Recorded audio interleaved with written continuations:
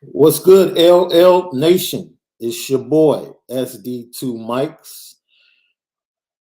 Appreciate you guys so much, man. Thanks for being patient today. We tried to do an earlier show. Malik traveled all weekend to get to the Bend. He's there. He's networking, spending time with friends, former players, and doing all of that good stuff tonight. So he'll be back with us later in the week. Just got some breaking news. Just had a conversation. For those of you that don't know, there was another alumni fund that was launched.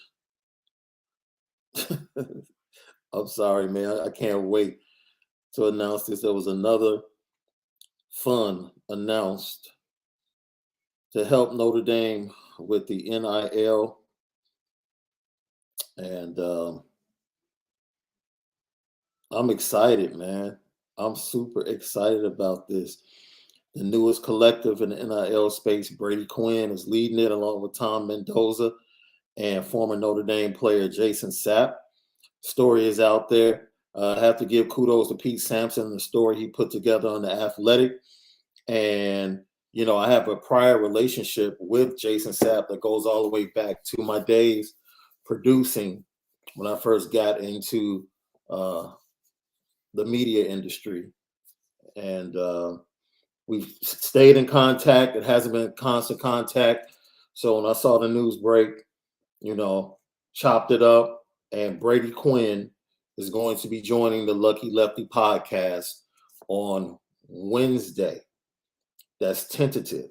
On Wednesday, he's going to be joining the Lucky Lefty podcast to talk about this new NIL venture that he is leading and hopefully helping Notre Dame, you know, create new opportunities for further or for future recruiting classes. So once again, shout out to my guy Jason Sapp for setting this up.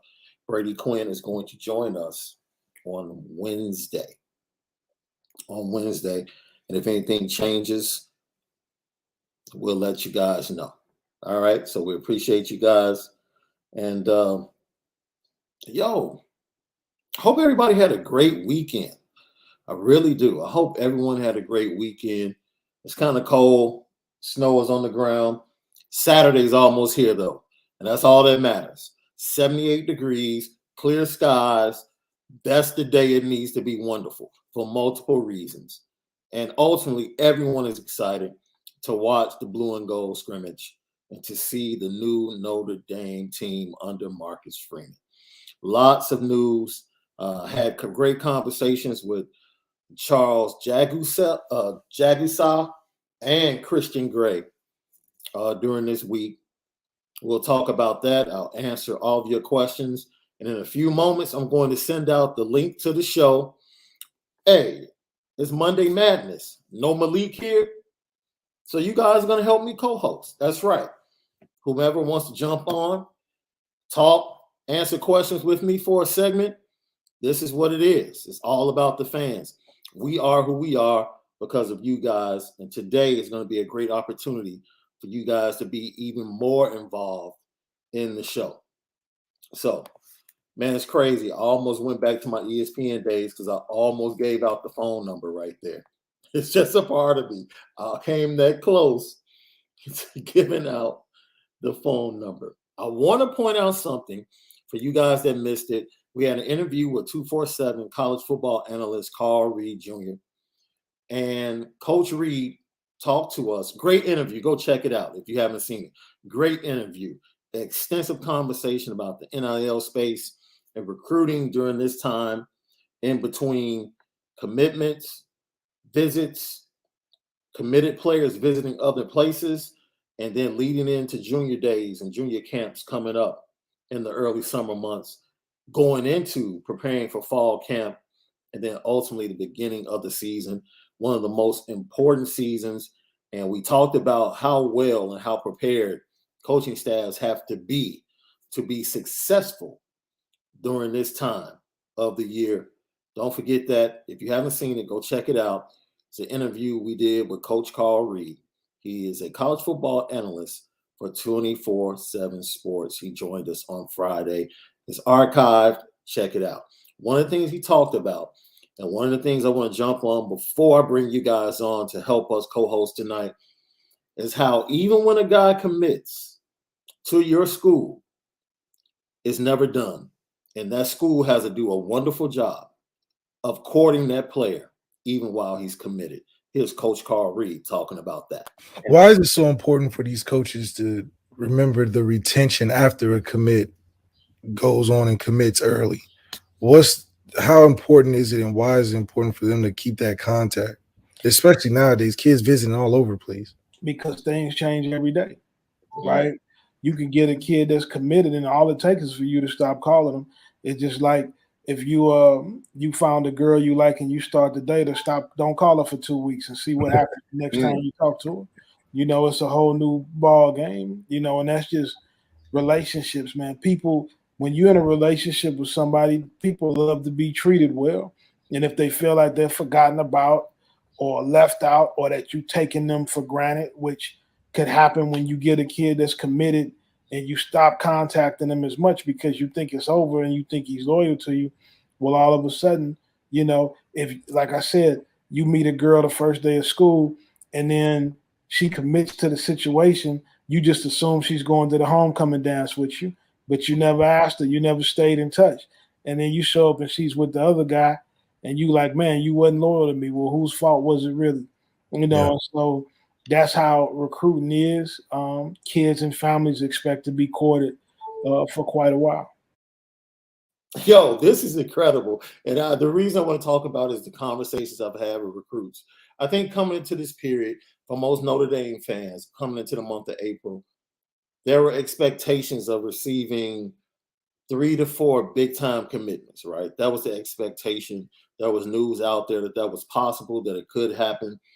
And as we, began to day by day take steps up to April 23rd, which is the culmination of spring football and all the excitement that we've been experiencing about this football team and this program, not to have those big commitments that we expected coming into the month might create some type of anxiety. And that's understandable. That's understandable. But when we talk with Coach Carl Reed, he really enlightened what's really going on right now, especially with NIL coming into play, players being very aware of what they must build up as far as their presence on social media to really take advantage and be marketable or be attractive to corporations. And that's something else I pointed out, I believe, on Friday's show, that ultimately it's the corporations that decide who is marketable. And I think one of the greatest stories that came out, I think a month ago, there was a story in the LA Times about how a lot of people thought once NIL came into play, schools like San Jose State, Cal, and Stanford, being that close to Silicon Valley, would have a competitive advantage of drawing money from those particular companies to support NIL and would help recruiting. And unfortunately, that has not been the case.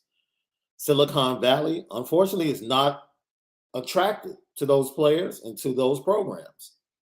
And it was kind of a letdown for those programs because they expected to have that advantage because they were in close proximity to Silicon Valley.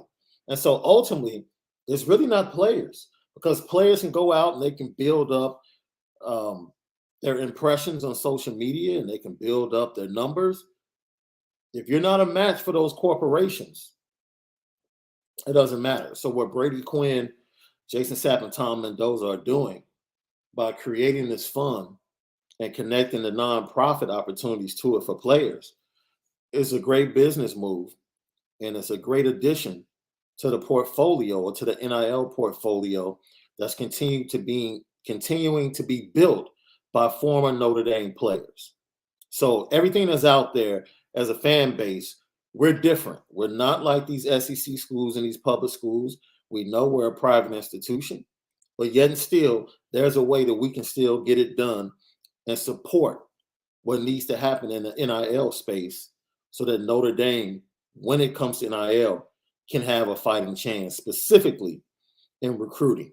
It's really not that hard once you get the kids in. If they perform on the field and they're a match with the corporation, they won't have a problem finding anything. The corporations will come to them, and that's what we have to understand, that it's not just about players. This is really about a match, and corporations seeing guys and young men that they want to connect their brands to for the betterment, not only of that player, but for the betterment of their corporation or their brand or their product. So, man, once again, go watch that interview. Coach Carl Reed, he sat down with us Friday. It was a great interview. Loved it. So, I'm going to put out the link right now. There's the link to the studio. And we're going to jump on some of these questions.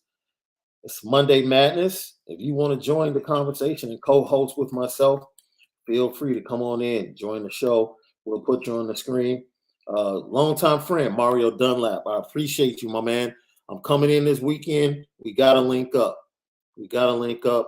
This is a gentleman, man, that I've known since, knee high. Literally. We both grew up, same church, same neighborhood. And it's good to see you in the band doing well, my brother. Hope to see you soon. Thank you for the super chat. Oh, Anthony Solomon, that was crazy, right? I was going through the opening of the show and forgot that I wasn't on radio. I was literally about to give the ESPN 1000 phone number out for people to call in. It would have been funny, but fortunately, I did do that. Vi over us. Oh, no. Vi over A. AI. I hope I said it right. If not, put the pronunciation in the chat. I'll make sure I say it correctly. Aloha from Hawaii, Shaun. I'm excited for this season. Love thee. No doubt. Let's see. Here, Shaun, when you get a chance, interested in how you think we ought to be about Ret decommit. That's interesting. I'll touch on that. From my understanding, let's leave that up. I want to bring MWJR72 on, and this is probably the first time you will ever see a Morgan Park Mustang and a Julian Jaguar on the same screen in peace.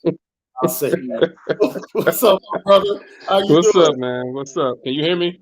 Yeah, I got you. All right, man. Let them know. This is the first time we spread that Morgan Park and PLJ love. No doubt, man. But I don't know if you know this, man. I actually grew up next door to the legendary football coach as a kid. And I just want to say shout out to the family, his son Tommy, and his daughter Kelly, and everyone. Awesome. Hey, I'm getting like the first thing I'm hearing you, and then it's like an echo, and I'm hearing that louder than you. Oh, okay. Let's see. Maybe just rejoin the studio. Let's see.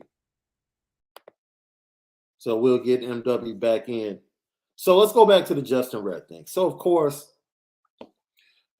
Irish Breakdown put out a story concerning grades and all of that. And there were some other stories put out that said the Justin Red thing was more about just a part in other ways.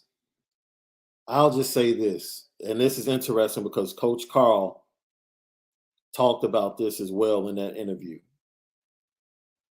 Look, if you're looking, we're looking.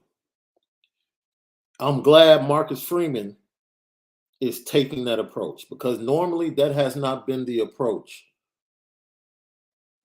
It's been an approach that Notre Dame has taken previously, but it's been a very passive-aggressive approach with recruits going out and taking visits while saying they're committed to Notre Dame, right? And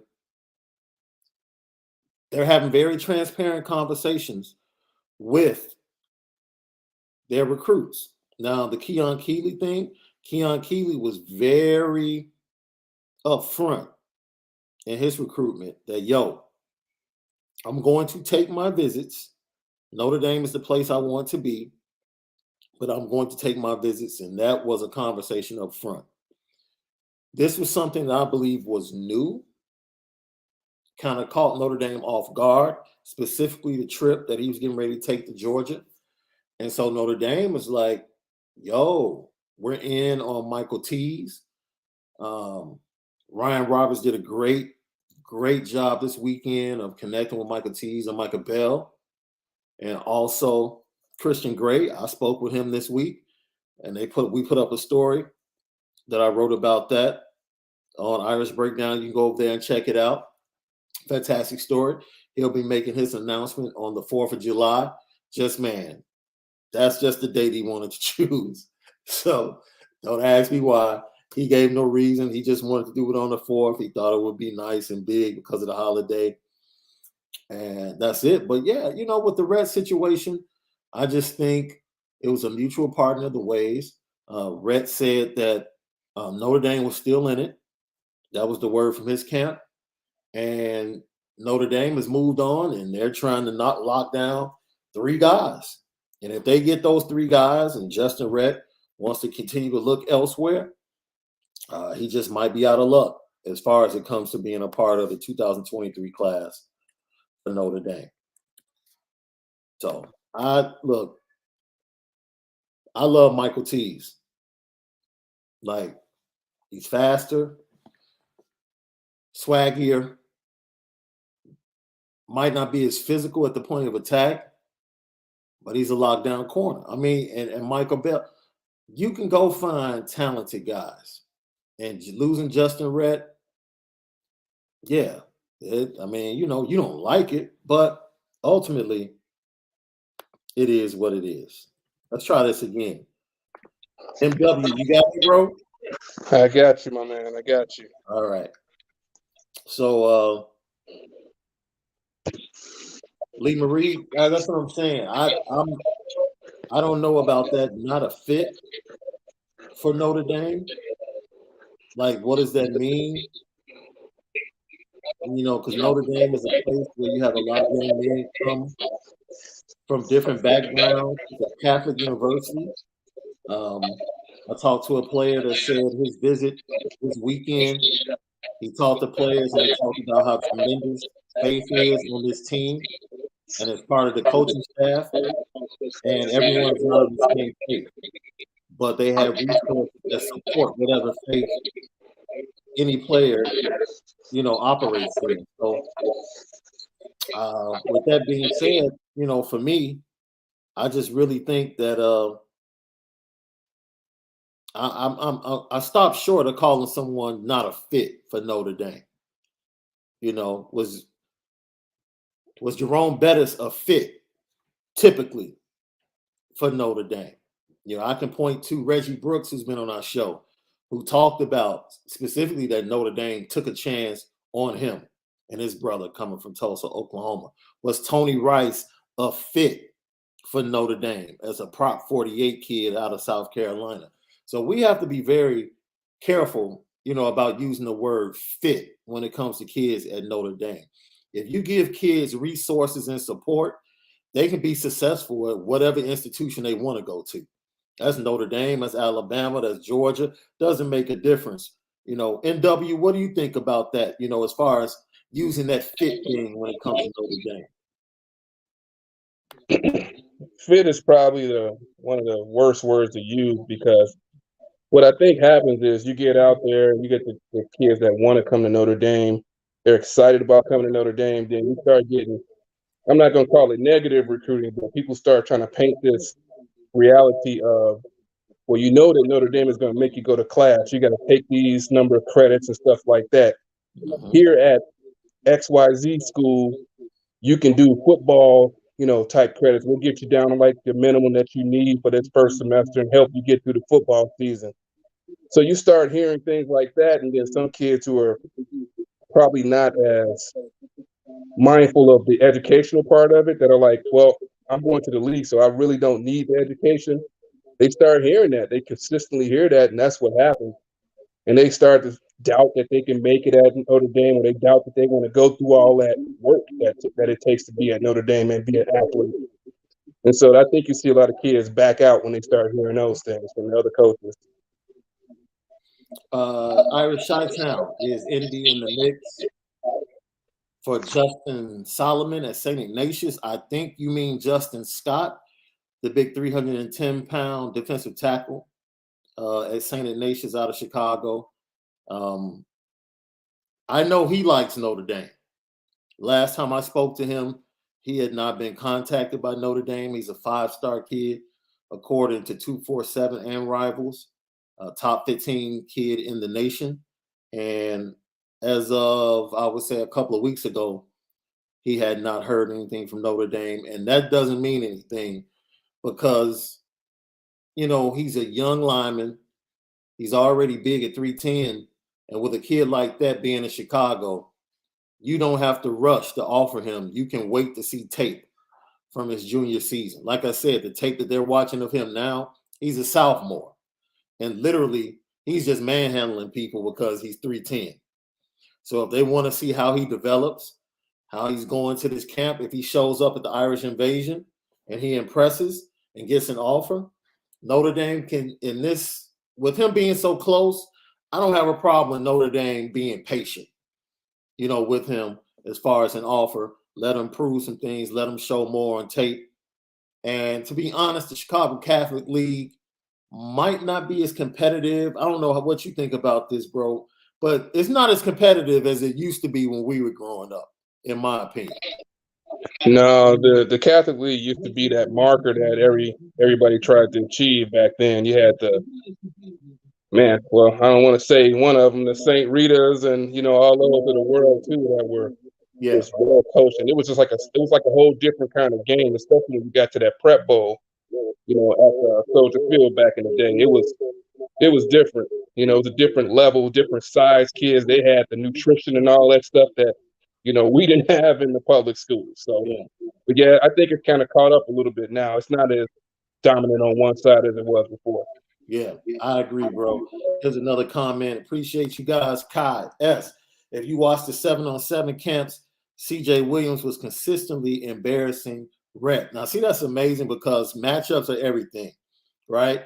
You watch that, CJ Williams was giving Rhett the business, and then you can turn on the playoff matchup between CJ Williams' team at Mater Dei and Jaden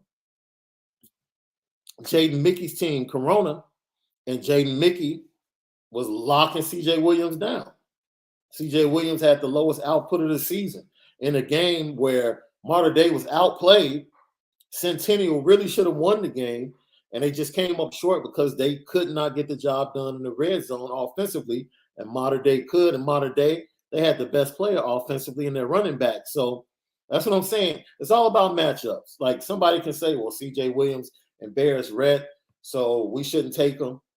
But then someone could say, well, I'm glad we didn't get CJ Williams because Jaden Mickey locked him down when they went up against each other. It's all subjective. Let's see. Yeah, Collins, yes, that's what I'm saying. For you to say not a fit equals bad grades, basically, heck, once again, how many players went on to become successful in business and other endeavors being Prop 48 kids under Lou Holtz? They didn't have good grades, you know, and let's not act like everybody that gets accepted to Notre Dame has good grades on the football team coming out of high school. If they weren't playing football, they wouldn't get normal acceptance from the student body. They just wouldn't. So everybody on that football team coming out of high school didn't have a 3.5, you know, with a 1350 SAT and a 28 ACT. That's not the case. So we have to be slow the way we deal with that fit word with these. Yeah, it can be a bad connotation that comes across when you start saying that fit, you know. Yeah. Sometimes it can be looked at a certain way, but yeah, I mean, those players from back then had, you know, the Prop 48 guys got in there. It's just a matter of taking chances on the right kids that you know it can do the work that just may not have had the support to be successful when they had the chance to in high school. And you can see that by spending time with them that we get them here, get them in there with some some good guys that's going to keep them on track, and then there you go. Now you got you a Jerome Bettis, Tony Rice type of story. And those stories are the best stories, especially when you see a guy like Jerome Bettis become a Hall of Famer, come back, finish up his degree, be around the team now, that the team and former players have more access under Marcus Freeman. That's the type of story you want at Notre Dame. And so, man, I really pushed back the show. I was supposed to start at 8. I pushed it back to 8:30 specifically because I wanted to watch that E60 about Joe Paterno in full. And I knew if I pushed it back, I would have time. And Coach Carl Reed talked about how every year there are like 10 to 12 programs and schools that really go hard to win a national championship. And everybody else is just in it for the money and other things. But there are like 10 to 12 programs that realistically invest in winning the national championship. And being a part of that as a fan base, you don't understand like how appreciative we should be to be one of those 12 programs consistently. And we can be honest and say there have been times during that the administration in Notre Dame has not been as supportive of the football program as they should have been. And I pointed out, if you go watch the 30 for 30 for the Miami Hurricanes, part 1, they're on a roll, and all of a sudden the administration wants to switch gears and all of a sudden turn Miami into like, the Ivy League of the South.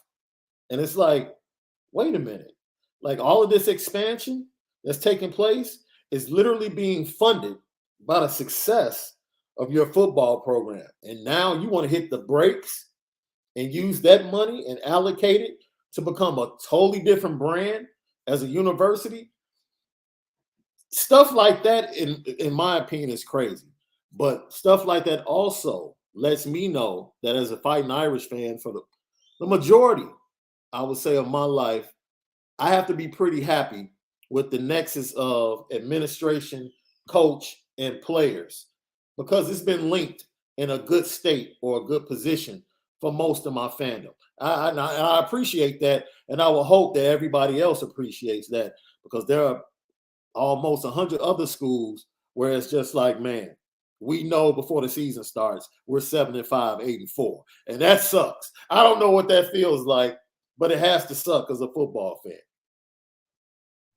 Yeah, most definitely. I'm lucky to cheer for, Notre Dame and then, my alma mater where I went to college at NDSU. Their mindset is let's go for it. Yeah. And that's been, we want to get that championship, man. If I could have one at this point in my life, because the last time we had one, I was kind of young and didn't understand it, really get the feel for it. But if we get one now with the way the admin is looking and the way that the MF eras come in and, kind of revive that swagger, that I think, it's going to be big. It's going to be big time. And I'm glad, that Notre Dame is with that mindset and giving them the support so far that we can do this.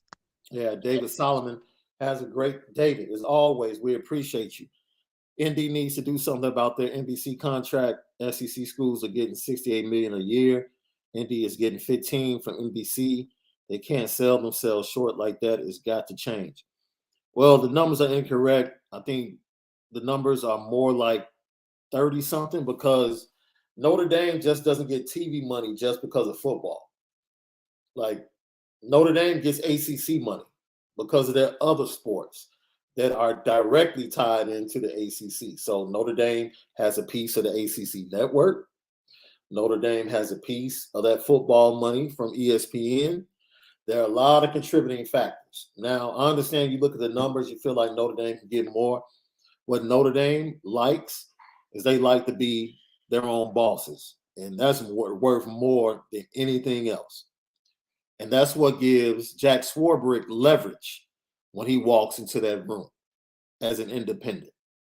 Like he can sit, let's talk about the college football playoff, right? He walks in a room and, they say, well, it's not fair for you guys to not be in a conference but you want to be a part of the college football playoff. And Jack Swarbrick pulls out, this is what we make. This is who we are. We own our own. We're our own company, and we operate at this rate without anybody else. We're not Vanderbilt dependent upon Georgia and Alabama to make us money. We make our own money. And because of that, that's why we're sitting here at the table, and that's why you need us at this table. That changes the entire argument.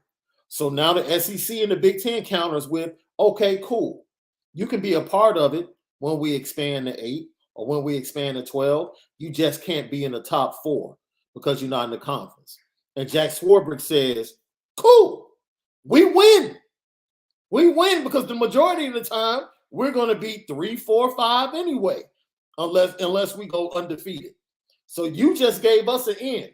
You just gave us an opportunity to be able to slip up once a year, every year, and we're going to get into the college football playoff when expansion happens. So that's why Notre Dame, even though financially they might be a little bit behind other schools because of conference affiliation, but when they sit down at that table, you know how it is. It feels good to be your own boss. Like when you sit with other people that work for corporations that are a part of conglomerates, and you're sitting there and you know that you are the brand and you know you're killing it by yourself, that's a good feeling. And that gives you leverage that other people might not see as leverage. Yeah, he hit him with the whoop-de-whoop and got us in there, Right. Before they knew it. I mean, who else? Who Yeah. else could command that? You don't see BYU sitting at the table saying what they can and what they can't do, getting guaranteed this or that. Nah. The brand is too big, and we did good by having a lawyer, attorney type guy in there, making those deals for us because, you don't hear BYU. Right. And Lee Marie, we're not attributing, the question you asked to you. So don't take it that way. We're not attributing that to you. We're just responding saying, people that do explain things by using that word fit is, it's a slippery slope. It's a slippery slope. Let's see.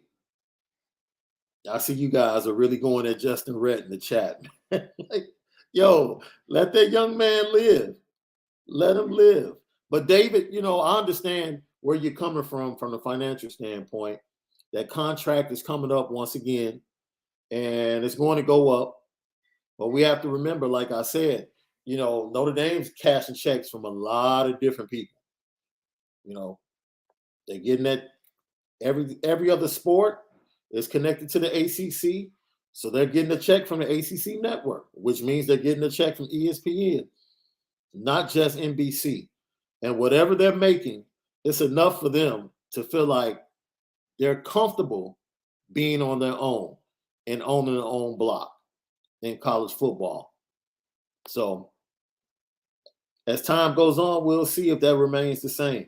I hope it remains the same because ultimately I have no desire to see Notre Dame in a conference. I don't know how you feel, bro, but it's like I like being this independent. I mean, I'm gonna slightly disagree with you there. Only way I would be cool with Notre Dame being in the conference is if we set the tone for it. Like we went and build our own kind of super conference. I'm not for joining the Big Ten or the ACC or anything like that. If we were to have to get forced into a conference, I'm calling up, some West Coast, some South teams, some East Coast, and making a super conference that way.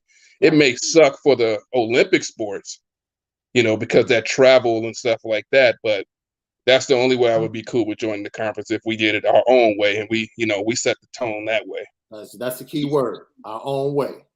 Still being a boss. That's I right. rock with that. Still being a boss. I like that. Sid Irish, as always, we appreciate you. Indy has lots of money and just don't spend it like they should. They might be a little tight, Sid. They could, they might be a little tight. I'm with that. Frugal. Hey, Shaun, who's your guest? Yo, introduce yourself. He's LL Nation like everybody else. I put the link in the chat. And he wanted to help co-host tonight. I'll Yes, put it sir. up there one more time if anybody else wants to join the show. The link is right there in the chat. Hit it. Join the show. Yeah, MWJR 72, man. LL from day one. Born and raised on the south side of Chicago. Percy L. Julian, the #1 school in the city of Chicago. Contrary to what my man right here next to me believes, we are the #1 school in the city of the Chi. But yeah.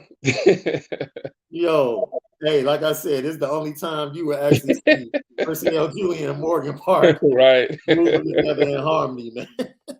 Yo, but Larry, I thank you. Shout out to you. And yes, I was actually at AVGO, Larry, on Saturday.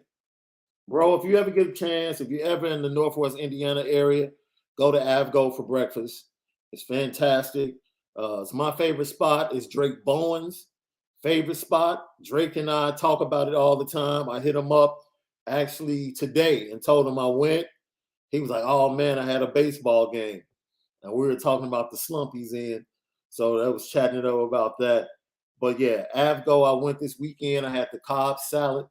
Dude, everyone that tells me my stomach must be made of cast iron because I combine all types of crazy foods that should never go together. So I literally ordered a stack of red velvet pancakes with a Cobb salad. I don't know. I just put it together. It worked. It was fantastic. Don't ask me how I put it together. It is what it is, man. It is what it is. Yeah. And Spark 5219 agrees with you. Start our own independent conference. And it's crazy because Florida State, people forget when Miami and Florida State came on the scene and dominated in the early 90s, they were independent, just like Notre Dame, and they just couldn't survive because their brand couldn't survive. That's why but Notre Dame was a brand by then, had their own NBC contract, and that NBC contract is what allowed them to survive. Everybody else having to go the conference route. So as much as we might want them to move on from Right. NBC, it's a big reason why Notre Dame has been able to be who they are today.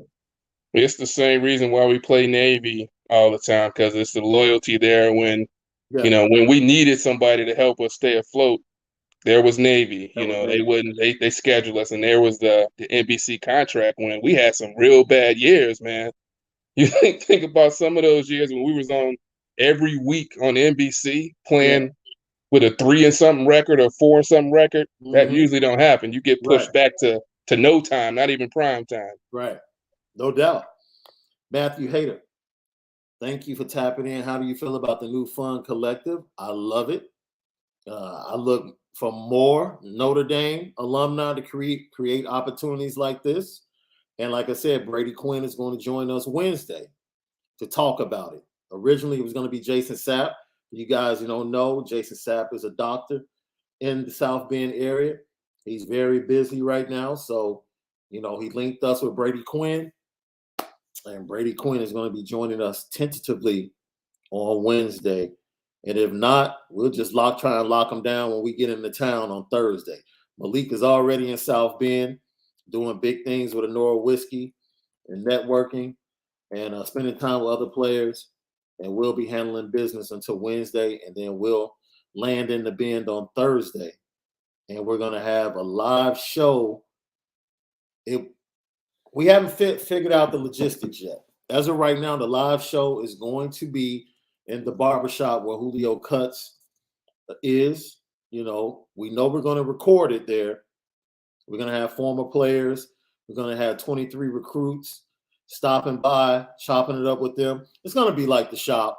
That's what we envision, like LeBron James does with the shop on HBO. We're going to do it in that style, have a conversation, do it for like an hour, maybe a little bit longer, and get it out of there. So if we don't do it live, it'll be posted next morning.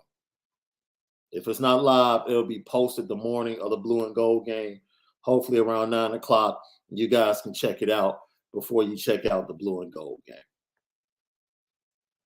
Let's see. Any other questions?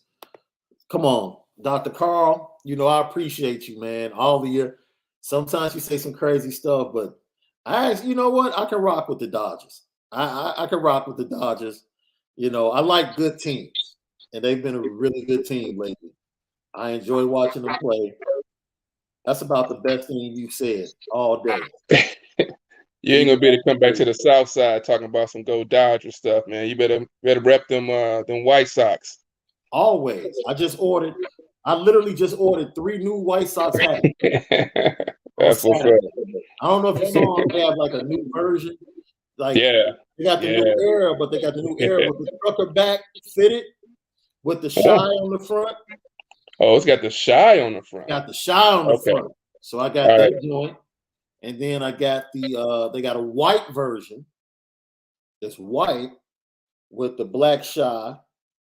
And it's I don't think it has the mesh, it's normal. And then I got the navy blue joint. Yeah. Oh. I don't know if I can rock the white, man. I got a little girl. That's 3-year-old. True. That's true. Yeah. Mine is all grown up, so I understand where you're coming from. But I was like, yo, it's the summertime coming up. It's clean. Right. I can see myself rocking it with a couple of fits, so I just had to go for it.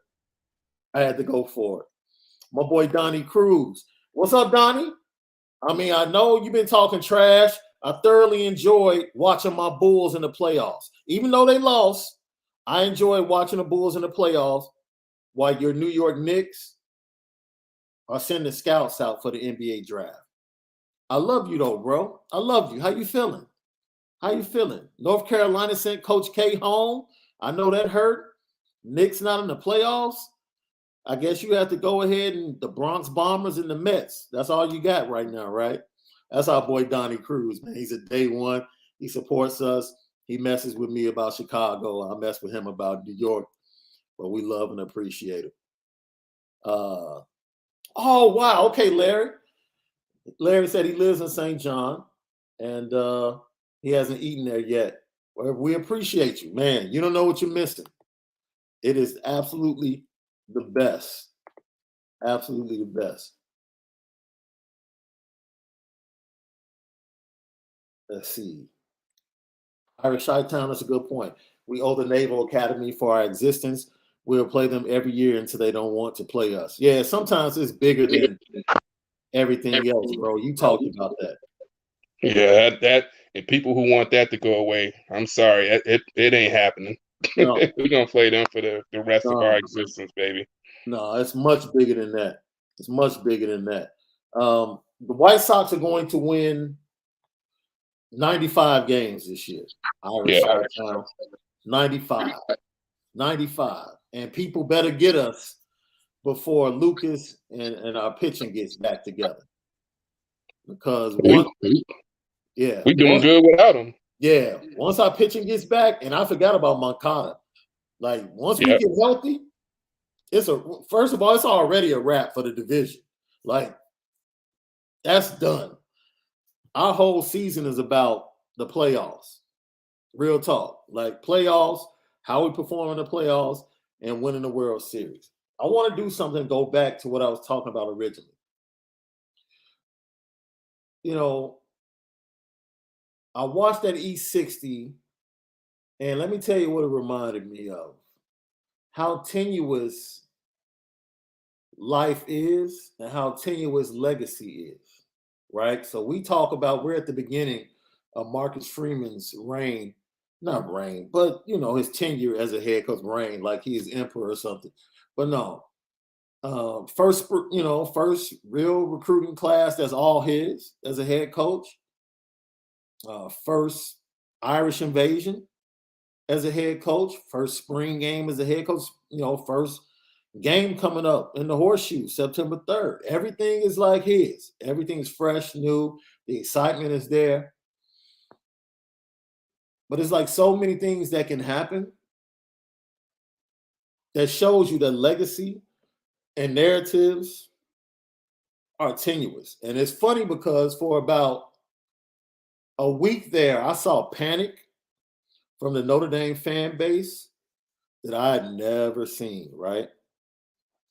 Like Carnell Tate, his story in Tennessee coming up, and reports out there that Notre Dame's out of it. And then Charles Jagusah saying, I'm going to wait to commit to the end of the summer, when most people thought, man, I thought he would commit in April. And then you have Christian Gray, coming in, taking a visit last Thursday. Loving the visit. You can go over Irish Breakdown, sat down, had a great conversation with this young man and his mother. He's just a solid dude. That's one of the greatest joys for me, getting a chance to meet great young men and having conversations with them. Like, honestly, what I do, I view myself as an asset for the program. But when you meet great people, I don't care where they go. I'm like, yo, I want to know this young kid on the ground floor. So like 5 years from now, if he's walking across the stage talking to Roger Goodell, like, yo, congrats, bro. What's up, fam? Like, yo, come on the podcast. Let's chop it up. I want to have a relationship with great young men like Christian Gray. And he's just solid. And then, I didn't even talk to his mom. I was talking to his mom in the background. You know what I'm saying? She's ear hustling on the conversation. And, he starts telling me about his announcement date on July the 4th. And I'm, she's part of the conversation now. Like, I thought we should have done it earlier. I told him, I don't know why you want to do it on the 4th. No one's going to be able to come. It's a holiday. Like, and it's just laughing. It's like, man, great people, great family.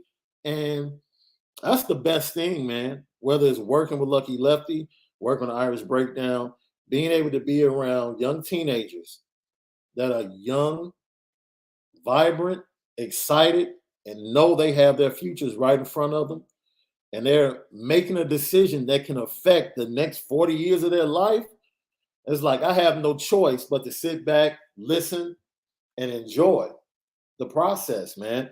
And that's why I encourage them. Like, when I talk to any prospect, class 23, class 24, the last thing I say is, yo, stay blessed, stay healthy, and enjoy the process.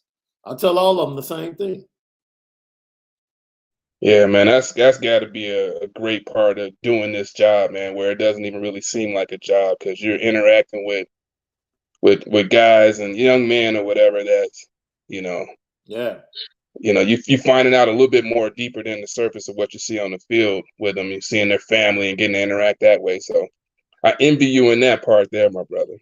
Yo, it's the best. Look, coming in, I didn't know if it would be, but it has turned out to be the best part of what I do. And that, once again, that points me back to how tenuous everything is, because you're dealing with 16 and 17-year-olds, right? Take Carnell Tate, right? Carnell Tate is very much in love with Tennessee right now. Facts. I talked to him the day after he got back from his visit. His entire family went, right? I shared this. And I told him, I said, bro, are you really going to wear sherbet for 3 years? I flat out told him, I said, fam, you from Chicago, I have to get you. I have to get at you. You really going to wear sherbet for 3 years? That's what you're going to do? And we laughed it up, but then we had a real conversation about it, And the buzz was Nico Iamaleava was on him and Cal Casper out of Iowa, top 100 wide receiver out of Iowa. All the buzz coming out of the trip, Chad Simmons, all this reporting, Notre Dame's no longer in it. Tennessee is surging, catching up to Ohio State. All of this, Cal Casper and Carnell Tate, they're going to go to Tennessee together. Like, Nico wants both of them. All this buzz, right? This is like a week and a half ago until yesterday, when Cal Casper puts up a video saying, I'm home, and home is Oregon. What happened? All the buzz was Cal Casper and Carnell Tate were both going to end up in Tennessee. It was a great weekend. They both visited together. They loved each other. Matter of fact, when he said he was making his decision, Carnell retweeted it and said, lead the way. That's what he said. Lead the way. And unfortunately, Cal Casper and his family had something different. They chose Oregon. After all of that smoke, all of that fire that was leading everybody to believe they were about to be this triumvirate for Tennessee. Nah. Cal Casper said, I'm going to Oregon. And this is what I'm talking about, man.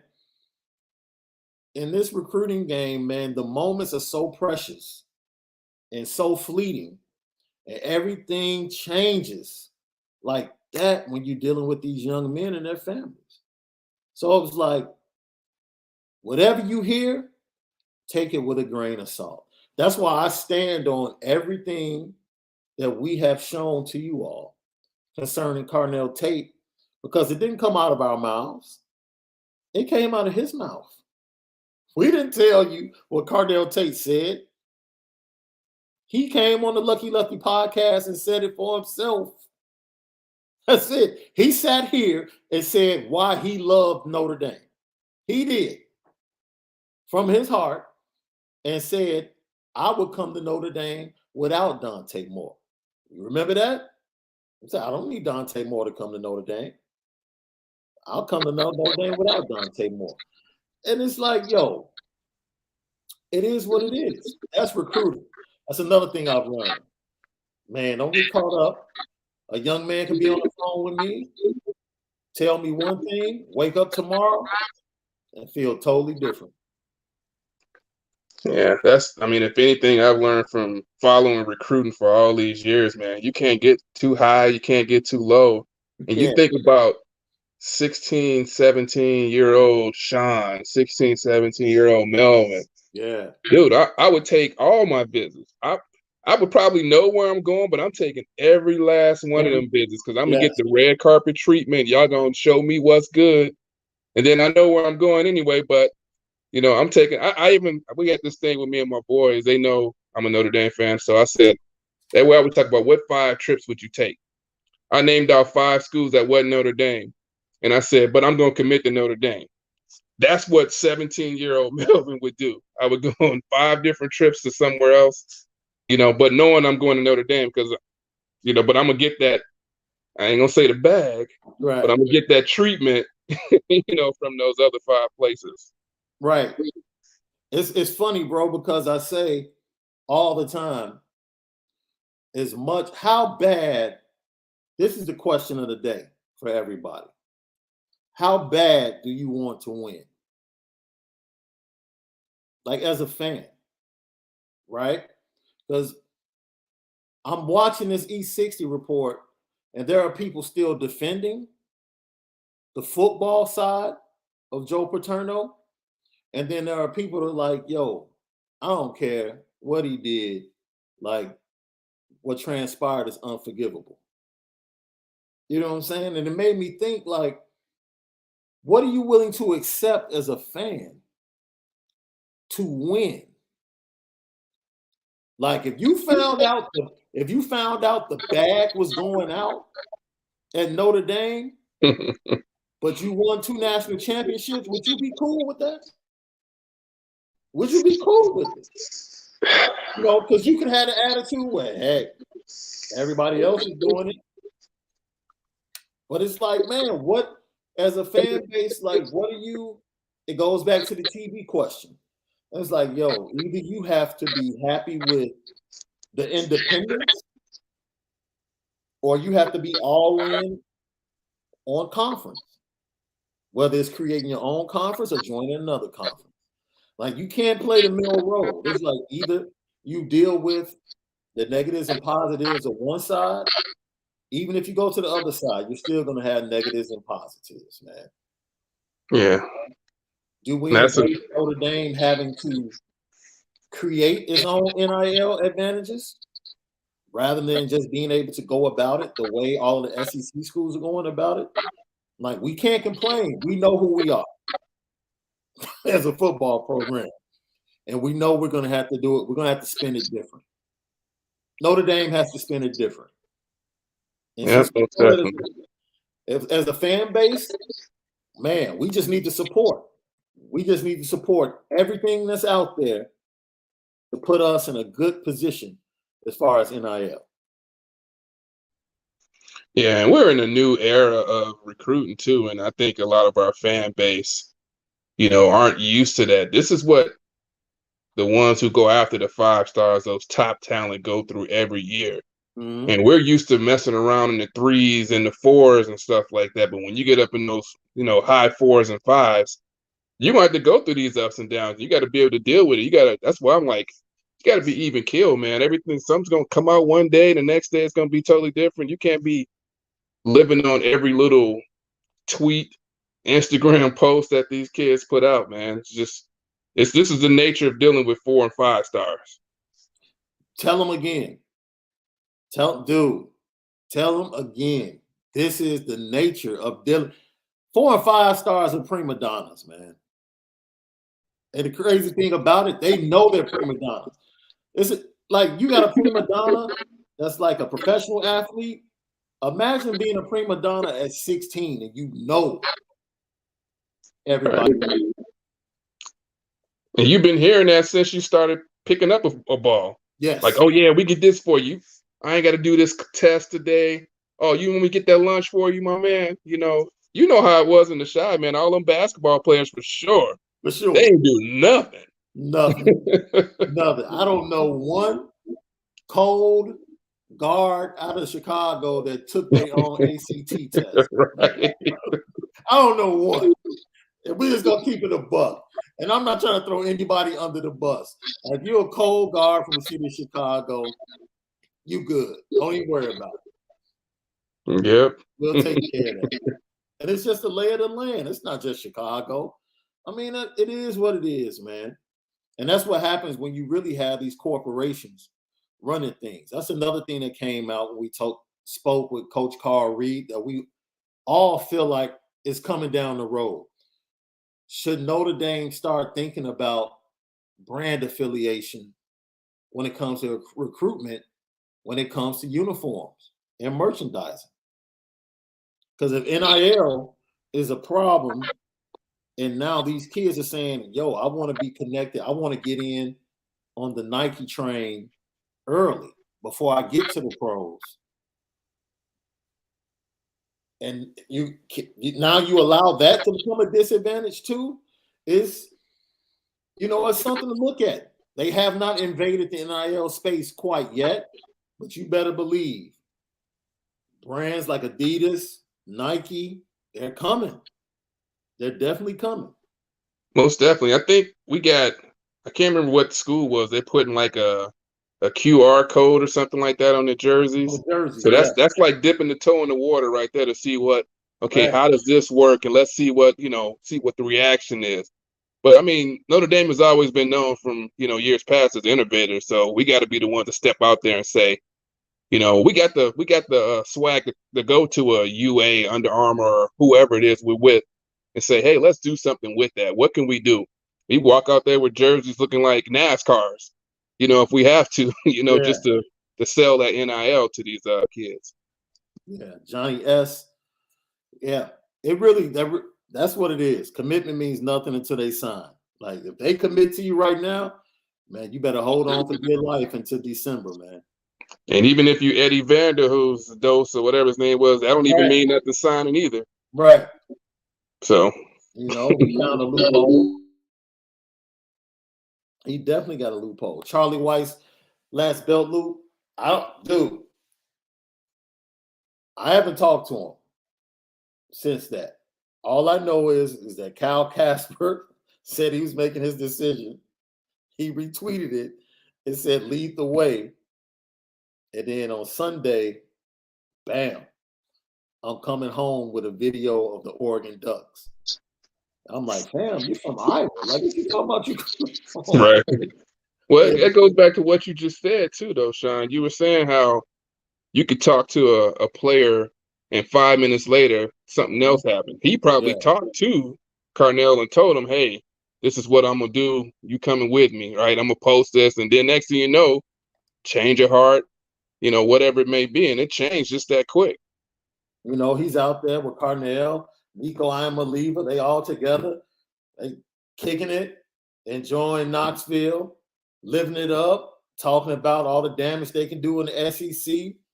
Probably felt great right? He leaves, he gets back home. He's like, yo, that's a fantastic visit. I love Tennessee. And the further he gets away from the visit, what he always wanted to do in his heart starts to come up again and is resurrected. It's unearthed. And that was Oregon. And it's like that moment, it wasn't like that moment was a lie. In that moment, he felt like, yo, I'm feeling this.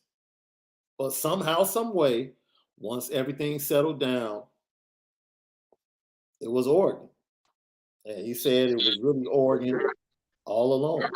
So I don't know who got played.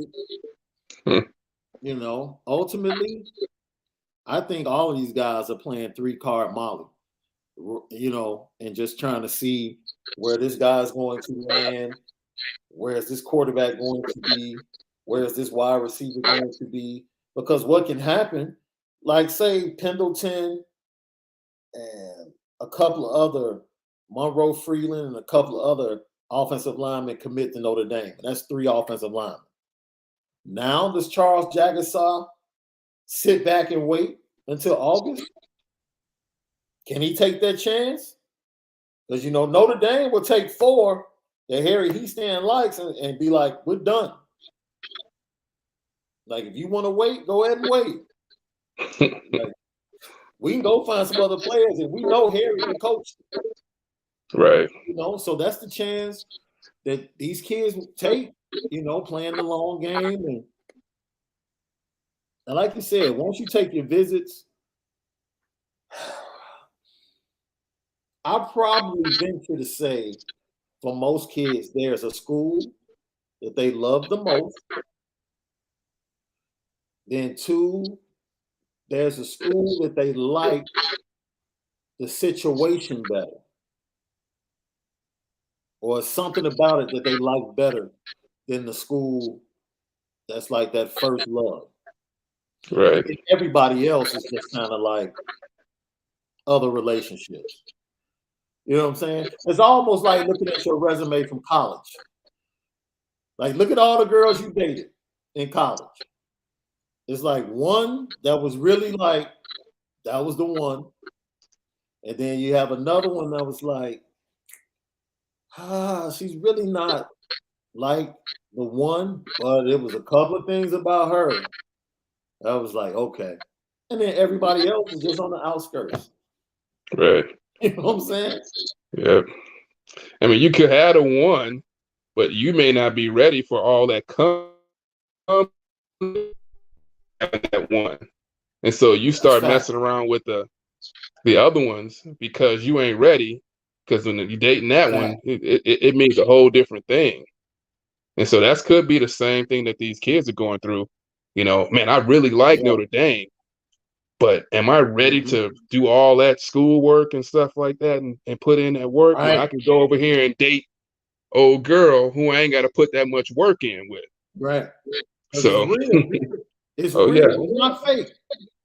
Like, you can fake at other programs. Right.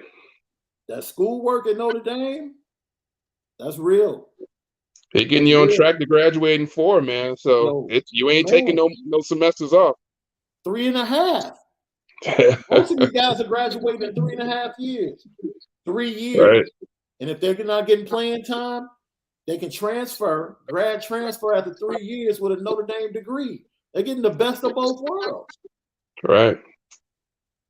It's happened multiple times in the last couple of years. So it's like, dude, you spend your summers in South Bend, what else are you going to do other than go to class? Right. Go to class. You know what I'm saying? On a weekend, drive up to Chicago. Come back, go to class. Malik said they used to do that all the time in the summer. Yeah. Go to class, drive up to Chicago on the weekend. You know what I'm saying? It's perfect. I think, wait a minute. Detroit is probably what? 2-hour drive from South Bend? Right. 2.5? Then you got Indianapolis, not too far away either if you want to get into something. Yeah. Let's see. Nico, Boomer Bus Prospect. Kuba Puig, thank you, man. I'll be honest. I'll keep it a buck. At first glance, watching film, I love Nico's arm, man. I absolutely love his arm. I don't know if I like his makeup. Right. He reminds me of Ryan Leaf. His physical tools can literally transform Tennessee. And let's not forget, Josh Heupel is a darn good offensive mind. So I can see him being developed very well at Tennessee. So I really wouldn't call him a bust under Josh Heupel. My question is he that guy? Right. Is he going to be that Bryce Young type? You know what I'm saying? Get to that level, get to a national championship game, and ultimately win a national championship. Of course, in the SEC is going to be tough. Right. But, only time will tell. But at first glance, when I first saw film of him, Arch Manning and Dante, and Jackson Arnold, and Vizina, I was like, yo, this dude's arm is special. Yeah, you was a Nico guy from day one. That was your dude there. That was my dude early on. Like, oh, this dude is special. And it was funny because when I talked to people, they were like, yeah, they don't think he's a fit. And I was like, dude, what? I kept hearing, well, his dad, and he kind of has everything that comes with him and the entourage. I said, man, do y'all want to win? Or do y'all worried about entourages? And like, come on, man. Like, at some point, if his dad and all his uncles have to come to every game, and they bring the whole crew, and that's how they move, who can? I don't care. So what? So what? I'm thinking you talking about like people from around the block or something. Y'all, like, are we really talking about his uncles and his brothers? It's like, come on, man. And that's the type of stuff where I'm like, yo, you have to be careful. You have to be careful.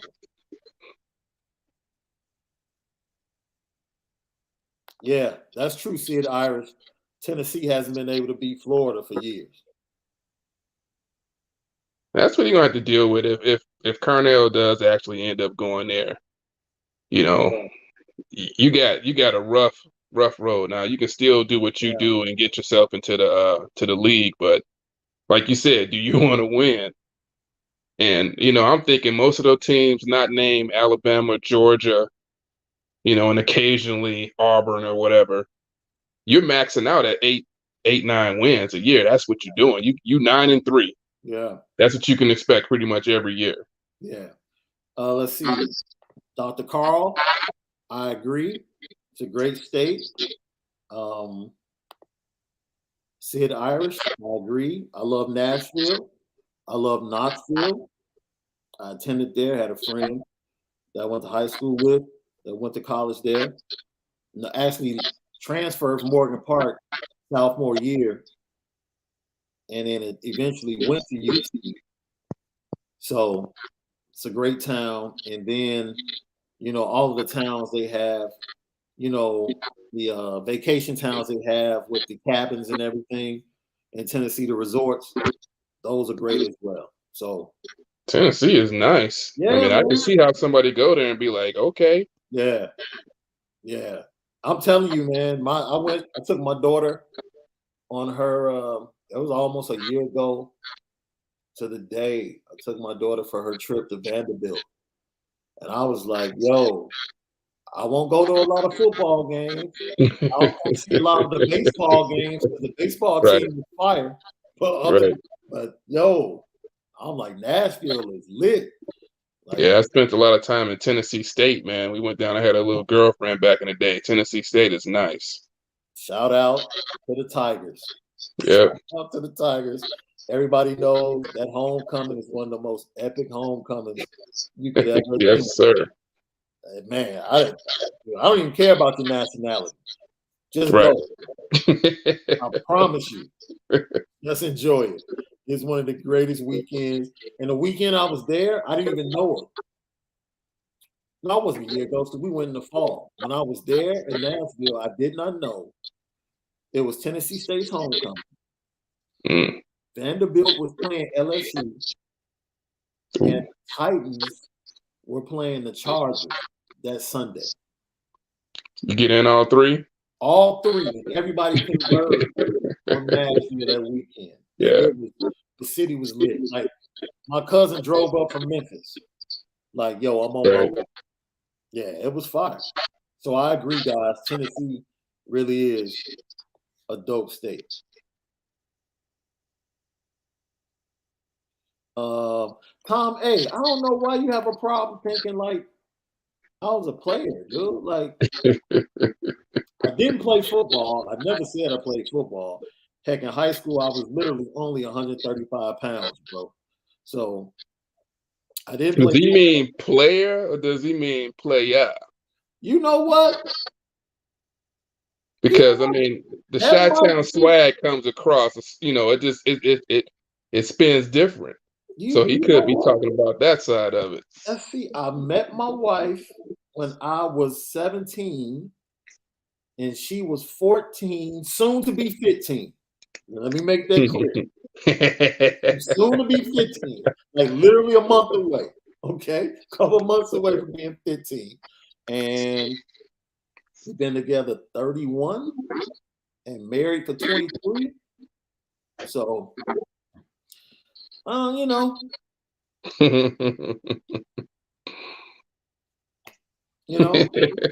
you have to understand. Sometimes I'm like those rappers that actually spit lyrics, but I'm really spitting somebody else's story. So maybe it's not my story. It might be my boy's story or somebody else in my crew.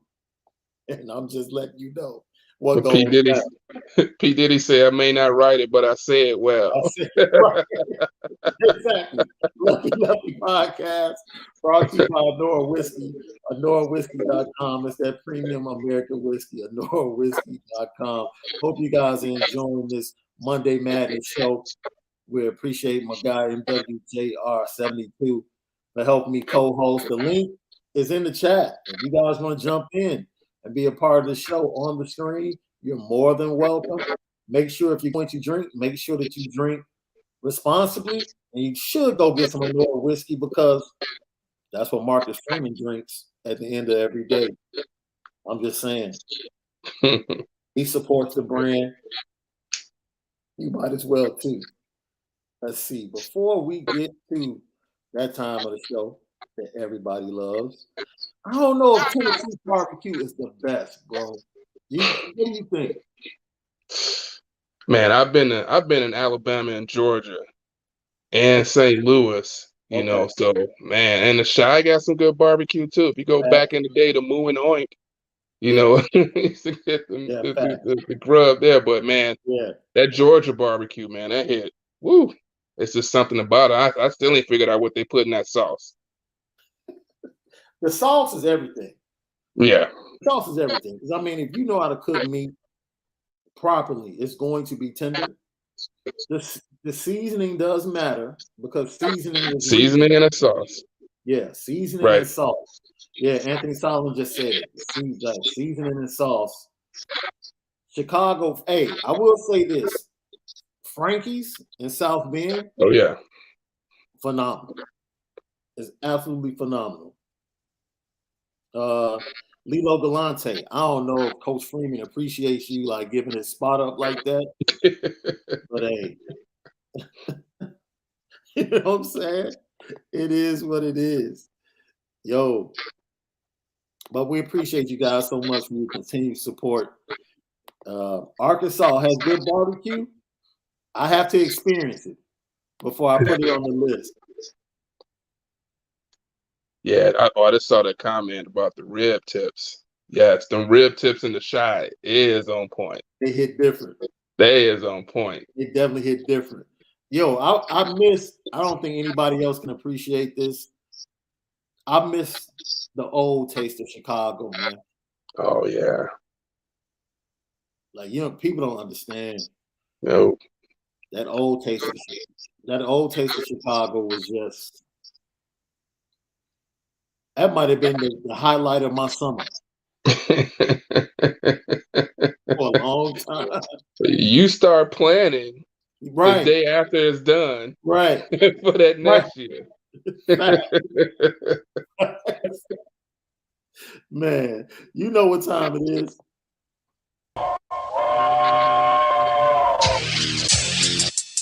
Petticoat, petticoat,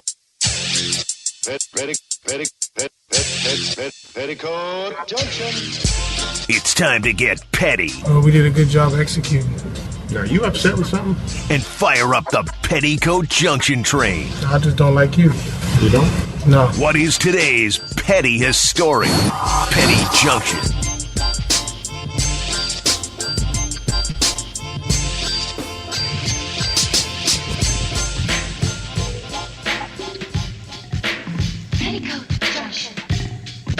Yep. Petty Junction. Each and every day, pettiest story of the day. Brought to you by Nor Whiskey at norwhiskey.com, the premium American whiskey at norwhiskey.com. So, I don't know if you guys saw this, man, but literally, there was a guy who was awarded just over $5 million because his former employer chose to celebrate his birthday. He told his manager that he suffers from anxiety disorder, and his manager forgot. They celebrated his birthday like they normally do for everybody else. It gave him anxiety. He ran out to the car. They came back up. He went into another anxiety attack because of things that happened. He left, took some days off. When he came back to work, they decided to fire him because they were worried about the safety of their employees. And today, I think it was on Friday, he was awarded $5 million. That's a birthday gift for you, dude. Like, that's mad petty. Like, you tell everybody, like, dude, matter of fact, I literally just told my wife, my birthday is Saturday, bro. Right. I'm going to the blue and gold game. Not unfortunately, but my anniversary is the day after my birthday. So I'm like, you don't have to do anything for my birthday. Like, I'm going to be in South Bend, blue and gold game. I'll be around former Notre Dame players. Like, dude, that is my birthday. Right. I already know she's going to do something. I already know. You know what I'm saying? I already know it. It's just like, if it goes wrong, don't blame me. Because I told you I didn't want it. And that's what I'm saying. For this corporation, you're a little light in the pocket today because the man told you, don't do anything for my birthday. You ran through the warning light. Now you have to put $5 million in a birthday card. Right. $5 million though. Man, that's some anxiety, boy. I ain't gonna say I wish I had that, but man, I could have probably, if I was thinking right. Man, $5 million. I gotta go back and think about some situations that gave me anxiety in the first place, bro. For my former employer, like, man, did I get depressed over something? Right. Shout out to our boy Truman Dumel. Thank you for the super chat, man. We appreciate you. I also have to put Anthony Edwards on the petty train, bro. I love this kid so much, man. I don't think you understand. So they asked him after game one, Minnesota came away with the victory in Memphis. And they were like, you were talking all game. And he was like, hey, man, I love playing here, man, because this crowd, they talk the whole game. And he said, it's the little kids that are the worst. And they're like, what? He's like, yeah, man, little kids talking trash, talking about Edwards, you suck. You suck. And that little voice, that little country voice. I said, man, that's I said, you petty. You petty for saying that about the little kids in Memphis, man.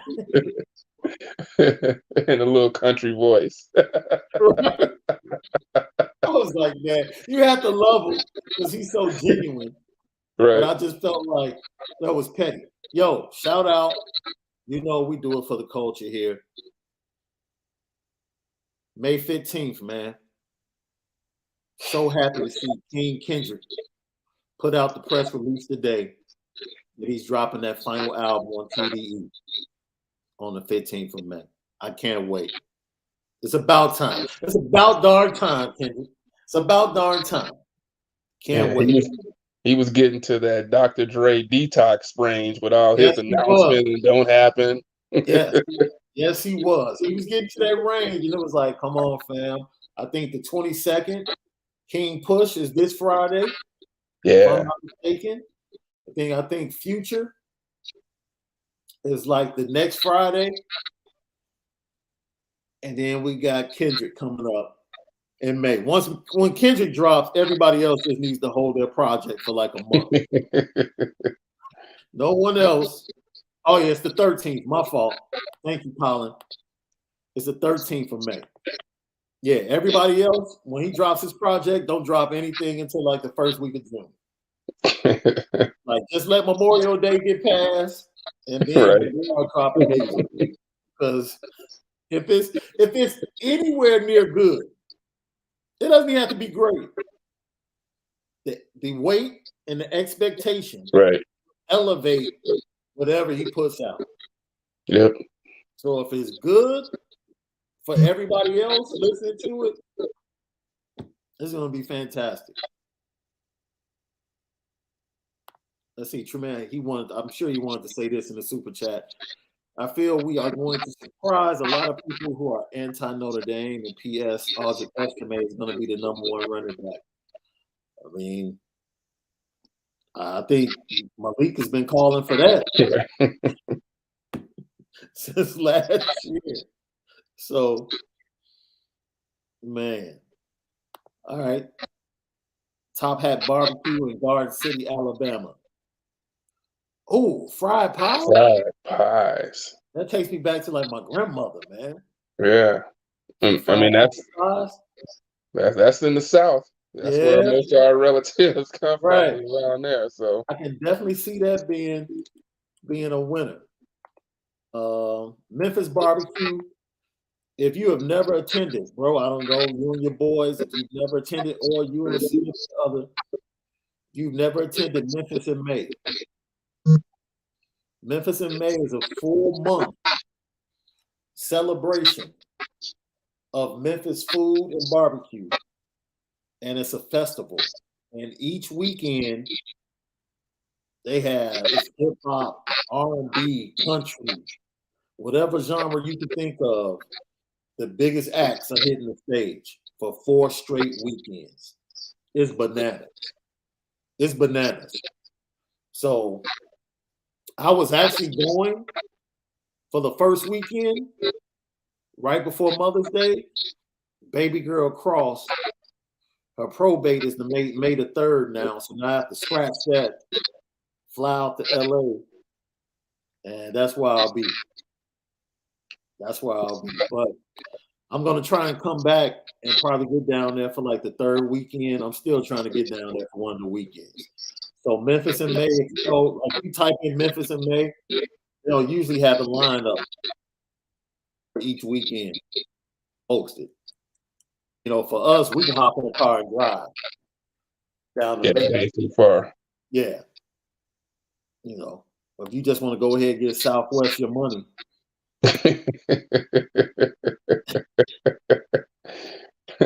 By all means, do that, man. Any closing remarks before we get out of here, bro? You know what? I want to say I appreciate you for letting me come on here and share a little bit of the LL Nation love. And I got 2 things. I'm going to throw you on the petty train because you ain't never tell me what you thought about that freestyle that I sent to you. Right. What is it? Coast Contra. If y'all ain't checked it out, Yes. Coast Contra. Yeah. Never Yes. freestyle. That's some old school hip hop right there. That's old school. Right. I never did hit you back. That's on Nope. me. I'm all good. I'll take my ticket. I'll get on the petty train. I was feeling a little sensitive and hurt for a second, but I was like, hey, that's a busy man. I remember though, and I didn't respond. So I apologize for that. Yep. All good. And I'm gonna see you there in in Columbus in September, my man, because I'm going there with a bunch of Ohio State fans, but I'm gonna be there with my Notre Dame shoes on. I'm ready to go nuts. If we win, I may just rush the field. Bro, I told Malik, I said it on the show. I said, I'm gonna be so amped. I need somebody to watch me because I might knock the dude from the band out and dot the I myself. I might dot the I and give them the Kyrie Irving. the two. That he gave Boston against yesterday. Like, that's how amped I am for this game. Like, I have nothing for Ohio State right now. It's like, I man, feel you. Whatever. I may pull a golden tape when I run on the field. Just jump right into the band over in the corner. Like, what? Right. This is the thing, though. If you beat them, and you know you're going to beat them, LL Nation, how would you want it to happen? Would you want it to be a last-second field goal? Would you want it to be a late touchdown? Would you want it to be a blowout? How would you want it to happen? I want a blowout. I want to blow them fools out the water. Yes, sir. Because I want to see them leaving the stands as it goes on. I'm just be waving goodbye to them. Yes, Shana-na-na, shana-na-na. Yes. Yeah. I rock with you. I rock with you, man. We appreciate you guys. I'm like that too. Like, I want to see them leaving the stands in like the third quarter. Yep. Goodbye. Goodbye. We still got a whole nother quarter to play. Yep. They get up out them sweet seats. I'm moving down too. So you moving down? Yeah, man. I'm not good. I got Michael Ruskinall said last second field goal, tear the heart out. Yeah, that like silence the whole stadium. Like the whole stadium's been going crazy for like 39 minutes, and you just silence the whole stadium, and all you hear is Notre Dame fans just talking crazy. That's true, but we better be ready to fight if that happens, because it's gonna be for sure. They're gonna be upset at that point. Either way, if we happen to get the dub, come find me, Notre Dame fans. Because I'll be the one talking that ish. I'll be outside the horseshoe talking. You'll be able to hear me like, oh, that's Shaun over there, dude. That's Uncle. That's Kevin Hart's uncle. I hear him. That's how we're gonna get it done. Yes, sir. Oh, you're right. That would be a game winner from a transfer student from Arkansas State. Oh, yeah, that's right. Yeah. So everybody, we appreciate you. We'll see you tomorrow. Don't forget, we look forward to Brady Quinn joining us on Wednesday to update us on the new happenings in the NIL space for Notre Dame. And then we'll talk about the blue and gold game. I want to ask him about these quarterbacks, because he's been to a couple of practices. I want to ask him about the quarterbacks, since you all think we're unfair. I want to ask him about the quarterbacks. Maybe you guys will trust his eyes and his thoughts. We appreciate you guys. We'll see you tomorrow for another edition